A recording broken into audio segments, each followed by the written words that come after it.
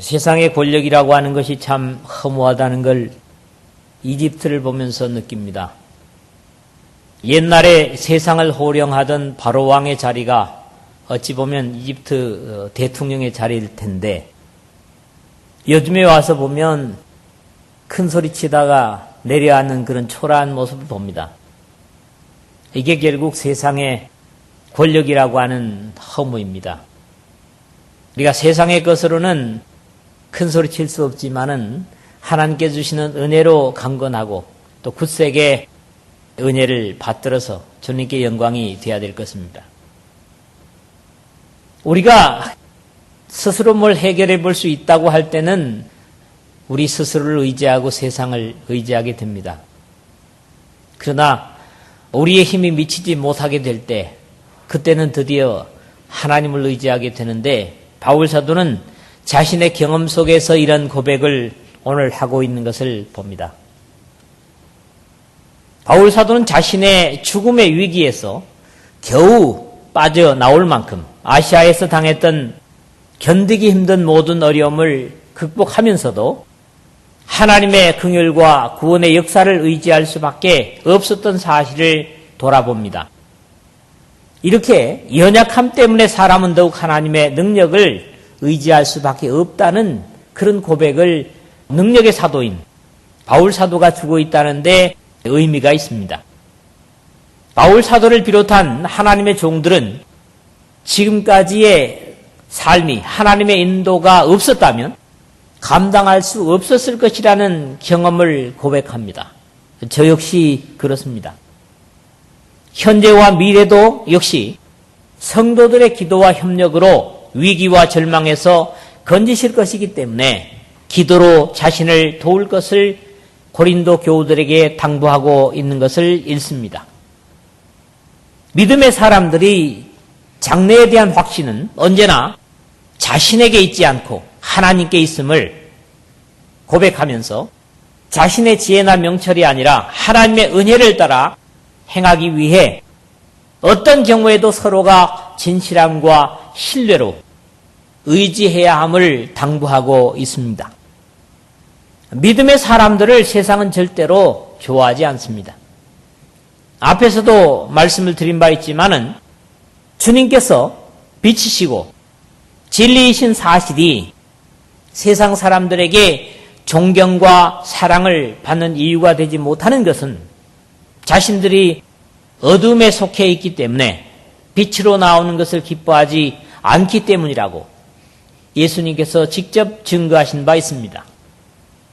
그 정죄는 이것이니 곧 빛이 세상에 왔을 때 사람들이 자기 행위가 악함으로 빛보다 어둠을 더 사랑한 것이니라.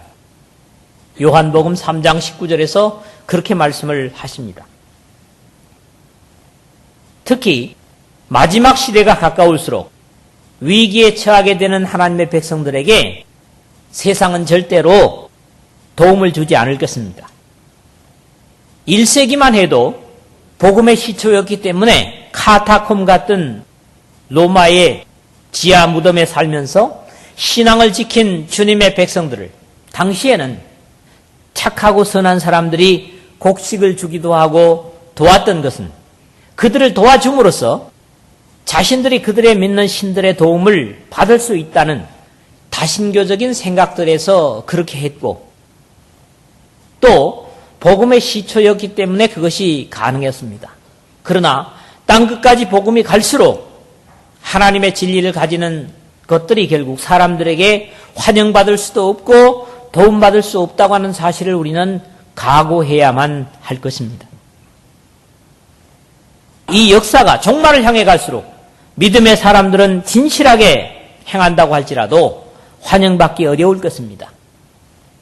그런 이유에서도 하나님의 백성들은 서로를 도울 수 있을 때 계산 없이 돕는 것에 대한 대가를 우리 주님께서 약속하고 계십니다. 사실 오늘 본문 마지막의 고백처럼 사람들 상호간에도 완전히 알 수는 없는 것이 알량한 인간의 지식입니다. 이래서 안다고 결혼해놓고 새롭게 눈을 뜨게 되면서 서로에 대해서 실망하는 부분이 많아지고 부부싸움도 잦아지는 것들을 보게 됩니다. 고린도전서 13장 9절에서 12절에 바울이 고백하는 것처럼 우리의 지식은 주님께서 이 땅에 오실 때까지는 성경과 하나님께 관한 것뿐만 아니라 사람에 관한 것도 역시 부분적일 수밖에 없음을 인정하고 싸움보다는 겸손한 믿음의 사람들이 될 것을 당부합니다. 저 사람은 적어도 믿음으로 사는 사람이다. 이렇게 믿고 있었는데 어느 날 갑자기 전혀 신앙적이지 못한 그런 모습을 보게 될 때 우리는 실망이 클 수 있습니다. 그만큼 서로에 대한 믿음이 부족하다고 하는 사실을 생각하면서 그런 부분들을 소화해야 되리라고 생각을 합니다. 앞으로도 우리의 삶에 어떤 위기와 절망이 올 줄 모릅니다. 그럴 때일수록 우리는 사람과 자신을 의지하지 말고 하나님을 의지해서 그런 것들을 풀어내는 저와 여러분 모두가 되시기를 주님의 이름으로 부탁을 드립니다. 오늘도 역시 세 제목입니다. 첫 번째로는 8절 9절의 말씀을 통해서 오직 하나님만 의지하게 하시는 하나님의 뜻을 봅니다. 형제들아, 우리가 아시아에서 당한 환난을 너희가 모르기를 원하지 아니하노니 힘에 겹도록 심한 고난을 당하여 살 소망까지 끊어지고 우리는 우리 자신이 사형 선고를 받은 줄 알았으니 이는 우리로 자기를 의지하지 말고 오직 죽은 자를 다시 살리시는 하나님만 의지하게 하심이라 그랬습니다. 바울이 이런 말을 하고 있다고 하는 게 참 호소력이 있다고 생각을 합니다. 뭐 이종배나 여러분 같은 사람도 이런 말을 하고 있다면 별로 호소력이 약하겠지만은 죽어가는 사람도 살리고 고치지 못할 병을 고치는 바울 사도가 이런 고백을 하고 있다고 하는 데서 우리가 위로를 얻습니다. 바울은 그의 생애에서 고요하고 평안할 때가 별로 없었던 것 같습니다. 사도행전에 그가 등장하면서부터 계속해서 그의 동족이었던 유대인들의 추격과 핍박으로 죽음의 고비를 여러 번 넘기는 것을 우리는 읽을 수가 있습니다. 바울은 지금 이 편지를 쓰고 있는 마게도냐를 거치면서 과거에 아시아에서 당한 환난을 추억하고 주님의 은혜가 아니었다면 지금 이 편지를 쓰는 데까지도 오지 못했을 것이라고 그렇게 고백을 하고 있는 것입니다. 형제들아, 우리가 아시아에서 당한 환난을 너희가 모르기를 원하지 아니하노니 8절에 그랬는데 아시아에서 당한 환난이 구체적으로 어떤 것이었는지는 밝히지는 않고 있지만 역시 하나님의 백성들도 살 소망을 잃을 정도에까지 이르는 어려움을 성령의 사람이었던 바울 자신도 겪었노라고 고백을 합니다. 하나님의 종들도 그리고 하나님의 백성들도 환난을 겪을 수 있다고 하는 걸 우리는 알아야 됩니다. 일사천리 아무 어려움 없이 인생을 가는 것이 아니라 우리 힘으로 감당할 수 없는 그런 인생의 질곡과 어려움을 겪을 수 있다. 이런 각오를 가질 때 그런 일을 만나게 될 때 당황하지 않고 낙담치 않는 것을 우리는 이런 것을 통해서 배우는 것입니다. 그러나 바울다운 모습은 이 환난조차도 내어놓고 나누기를 원하는 그의 자세에 있습니다. 우리가 아시아에서 당한 환난을 너희가 모르기를 원하지 아니하노니 환난을 당한 것이 자랑은 아니지만 그런 것을 돌아봄으로써 지금 환난 당하는 자들에게 위로와 격려가 되고 자신들의 고통과 아픔을 나눌 수 있다는 자긍심과 감사를 나타내고 있는 것으로 보입니다. 제가 미국 교회를 가서 제일 부러웠던 게 그거라고 그랬죠.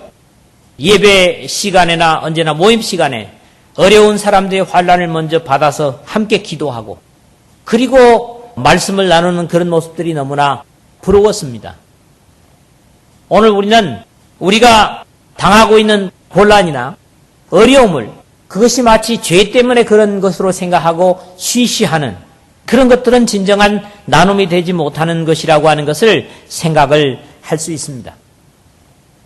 하나님의 백성들이 감춰둬야 할 어려움도 없고 그것을 들으면서 격려를 나눌 수 있는 것도 사실입니다. 서로의 어려움과 아픔을 내놓고 기도하고 나눔으로써 환난이나 고통이 반감되는 그런 경험은 성숙한 관계 속에서 이루어질 수 있는 신앙의 또 다른 교제의 모습입니다. 우리의 교회 속에서 고통을 내놓는 것이 부끄럽고 그런 것들을 흉보는 유치한 모습은 벗어야만 할 어린아이의 모습입니다. 힘에 겹도록 심한 고난을 당하여 살 소망까지 끊어졌다고 그렇게 말하는 것으로 봐서 견디기 어려울 정도의 고난으로 이제는 꼼짝없이 죽었다. 내가 이제 순교를 하나보다. 천국이나 기대하자. 그럴 정도까지 막다른 골목에까지 이르렀기 때문에 우리는 우리 자신이 사형 선고를 받은 줄 알았으니 9절에 그렇게 고백할 정도였지만 바울 사도는 자신을 완전히 신뢰하지도 않는 고린도 교우들에게 숨기지 않는 소탈한 고백을 듣게 됩니다. 사실 이 정도의 열린 삶이라야 고통은 반감이 되고 기쁨은 증가할 수 있는 신앙의 실제적인 모습이 될 수 있을 것입니다. 바울 사도는 여기에서 그치지 않고 이는 우리로 자기를 의지하지 말고 오직 죽은 자를 다시 살리시는 하나님만 의지하게 하심이라고 자신을 내어놓는 이유를 고백하고 있습니다. 이것이 바로 신앙하는 우리 모든 믿음의 사람들의 자세가 되어야 할 것입니다. 사실 우리 믿음 생활을 하는 사람들도 성경이나 하나님의 역사를 의지하기보다는 자신의 머리나 현실을 더 의지하는 것이 사실이지만 사람의 힘이 도저히 미치지 못하게 될 때는 철저하게 하나님만 의지하게 됩니다. 우리가 뭐 해볼 만한 것이 없다. 그럴 때 어떻습니까? 우리는 철저하게 기도하고 하나님을 붙드는 것을 보기 때문입니다.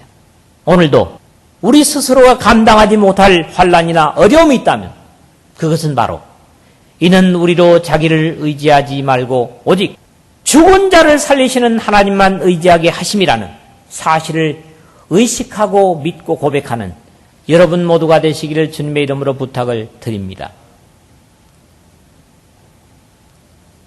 두 번째로는 10절에서 11절의 말씀입니다.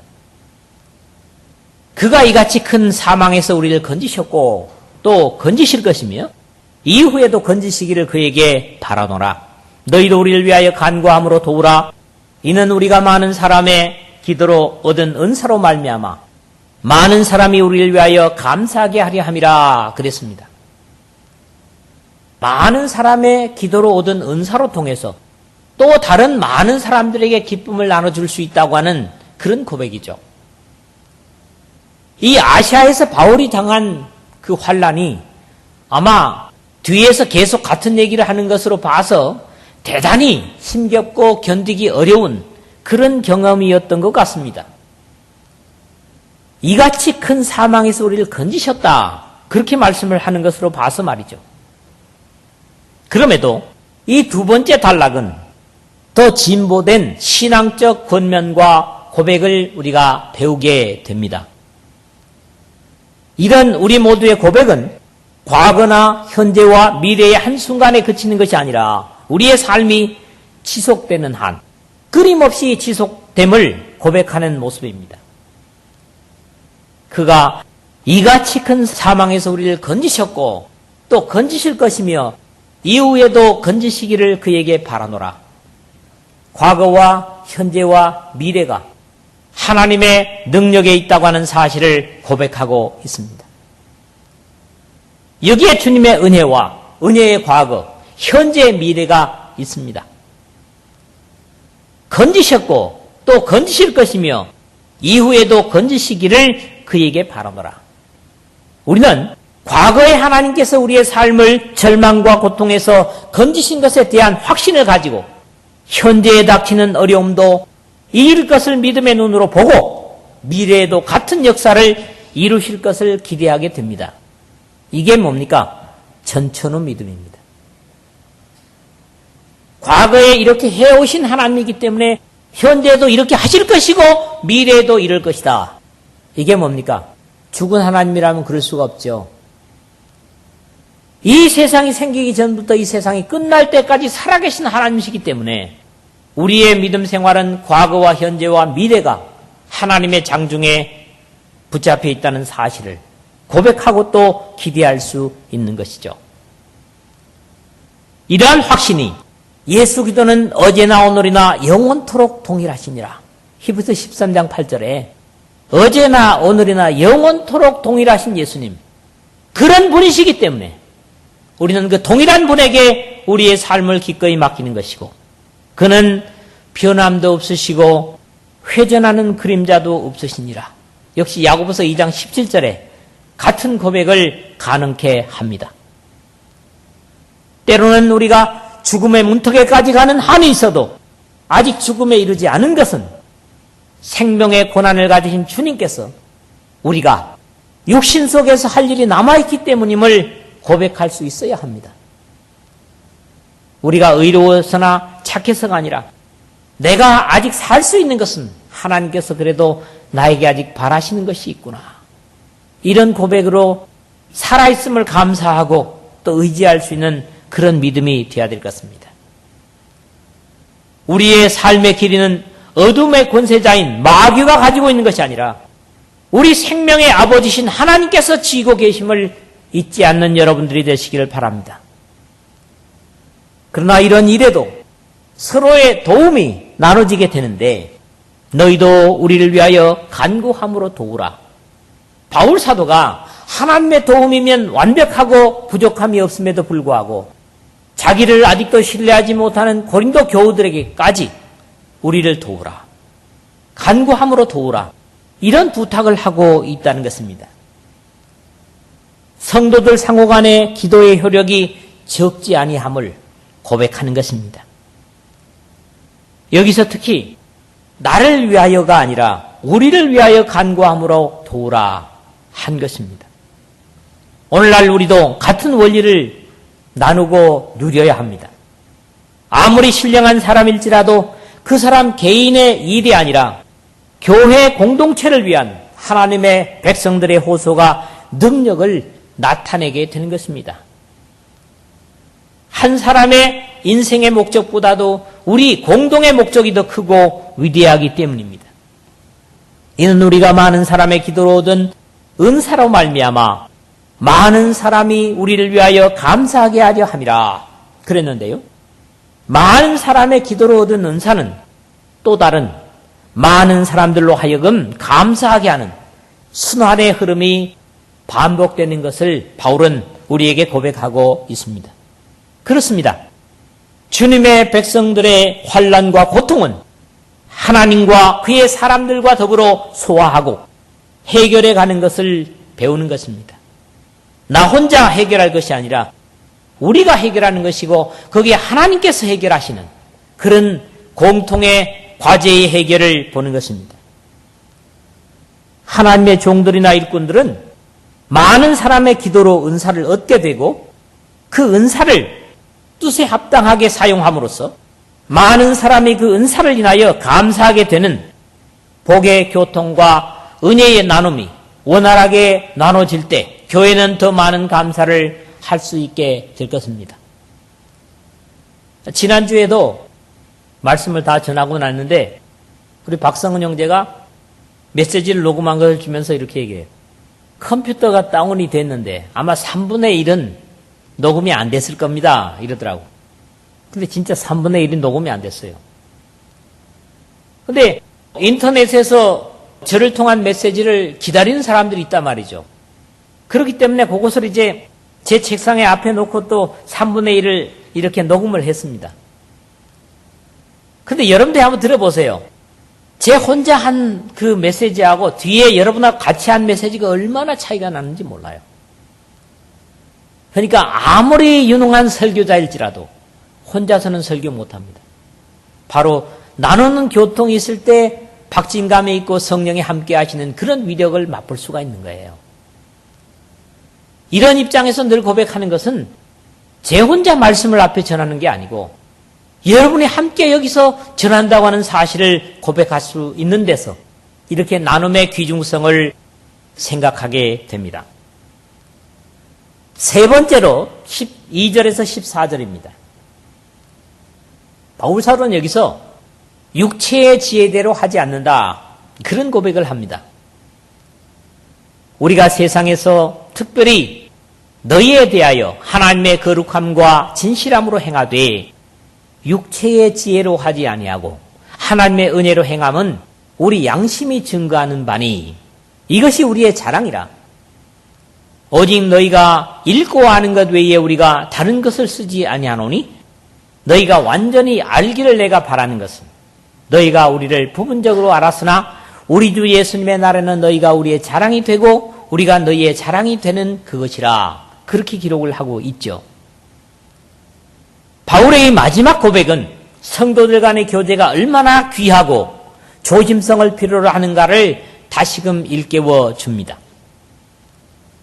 우리가 세상에서 특별히 너희에게 대하여 하나님의 거룩함과 진실함으로 행한다. 여러분, 이 말씀을 한번 음미해 보십시오. 아직 천국이 아닌 세상에서 고린도 교우들을 대하는 사도의 경건을 배우는 것입니다. 또 우리가 성도들을 대해야 될 경건을 본받는 것이죠. 비록 오해도 많고 경건치 못한 면도 많은 고린도 교우들, 그러나 사도는 특별히 너희에 대하여 하나님의 거룩함과 진실함으로 행하되 그렇게 얘기합니다. 여러분을 대하여, 여러분 또 각자가 우리 교우 전체를 대하여 또 각 사람을 대할 때 하나님의 거룩함과 진실함으로 대할 필요가 있다. 그런 말씀이에요. 아직 천국이 아닌 세상에서 고린도 교우들을 대하는 바울 사도의 모습인데 비록 오해도 많고 경건치 못한 면도 많은 고린도 교우들, 그러나 바울 사도는 특별히 너희에 대해서 하나님의 거룩함과 진실함을 가지고 행한다. 그렇게 말한다는 겁니다. 뒤에서 오히려 자신에게서 거절되는 것은 지혜로 하지 아니하고 라는 말입니다. 자신의 지혜로 사람들을 대하지 않는다는 거죠.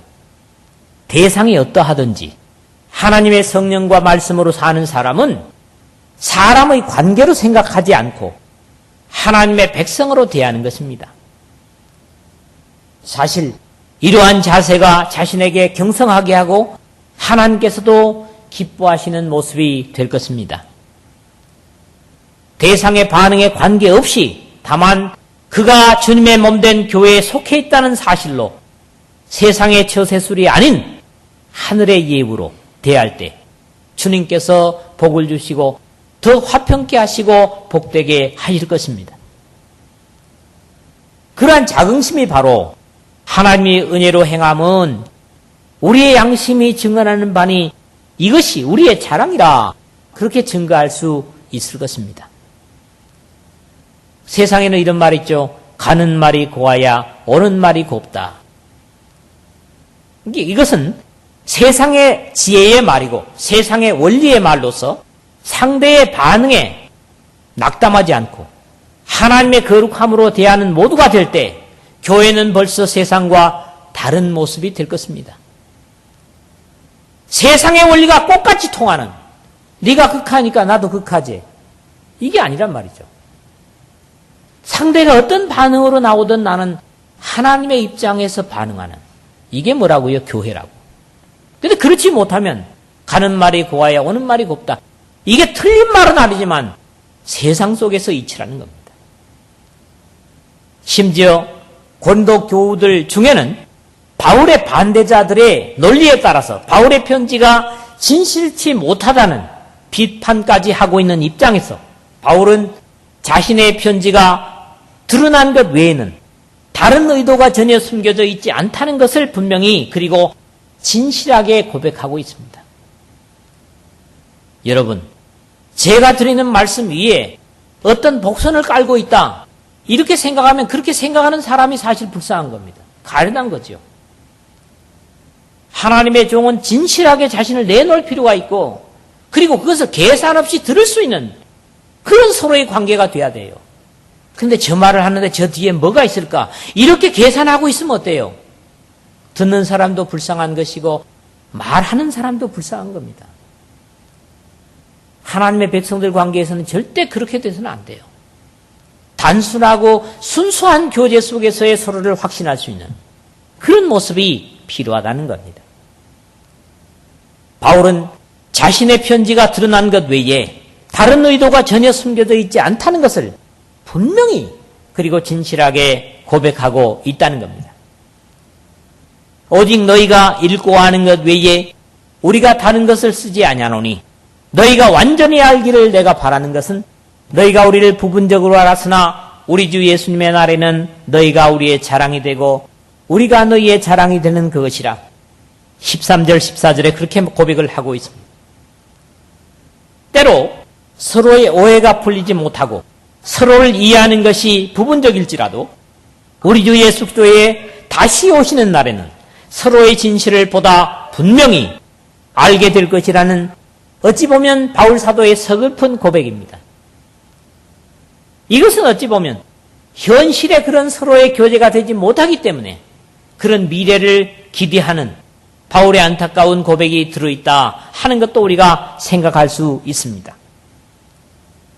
이 말씀 역시 우리가 지금은 거울로 보는 것 같이 희미하나 그때는 얼굴과 얼굴을 대하여 볼 것이요 지금은 내가 부분적으로 아나 그때는 주께서 나를 아신 것 같이 내가 온전히 알리라 하는 고린도전서 13장 12절에 바울 사도의 같은 고백이 되겠습니다. 그럼에도 주님의 다시 오심의 날을 보다 소망적으로 기대하는 신앙의 사람 바울을 보는 것이 마지막 부분의 말씀입니다. 우리 주 예수님의 날에는 너희가 우리의 자랑이 되고 우리가 너희의 자랑이 되는 그것이라. 바울 사도는 확실한 고백을 드릴 수 있는 게 이유가 뭡니까? 바로 고린도 교우들이 자신 때문에 생겨났고 그리고 고린도 교우들이 지금은 대부분이 바울을 오해하고 잘못 생각하고 있지만은 예수님께서 오실 때는 그런 오해까지도 완전히 풀리게 될 것이기 때문에 서로가 감사하게 될 것이다. 그런 고백이죠. 사실 이것을 기대하긴 하지만 주님의 나라야 진실을 알게 될 경우에는 후회할 일들도 들어있을 것입니다. 내가 진작에 저걸 알았더라면, 저걸 믿었더라면, 그렇게 지금 진실을 알지 못하면 주님 오실 때 후회할 일도 있을 수 있다는 것을 여기서 우리가 생각하게 합니다. 진실된 사람을 오해하고 믿음을 버리게 된다면 참으로 그것은 안타까운 경우가 될 것입니다. 그런 이유에서 주님의 오시기를 기다리기보다는 더 빠른 시간 안에 오해와 아픔을 해소하고 화해하는 것이 서로에게 큰 복일 것이지만 그렇지 못하더라도 마지막을 기대하면서까지 진실한 바울 사도의 안타까운 고백은 우리의 교회에서는 없어야 할 그런 고백입니다. 안타까운 오해와 아픔보다는 마지막 다시 오실 주님 앞에서 서로에 대한 신뢰와 확신으로 서로에게 자랑이 되는 여러분 모두가 되시기를 주님의 이름으로 부탁을 드립니다.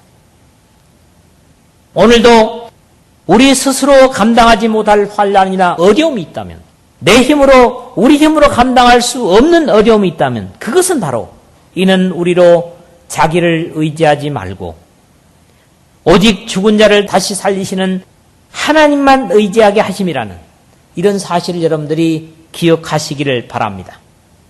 주님의 백성들의 환난과 고통은 하나님과 그의 사람들과 더불어 소화하고 해결해가는 교제를 더욱 필요로 하는 것이 주님 오실 때까지의 이 교회라는 사실도 우리가 다시 생각을 해야 되겠습니다.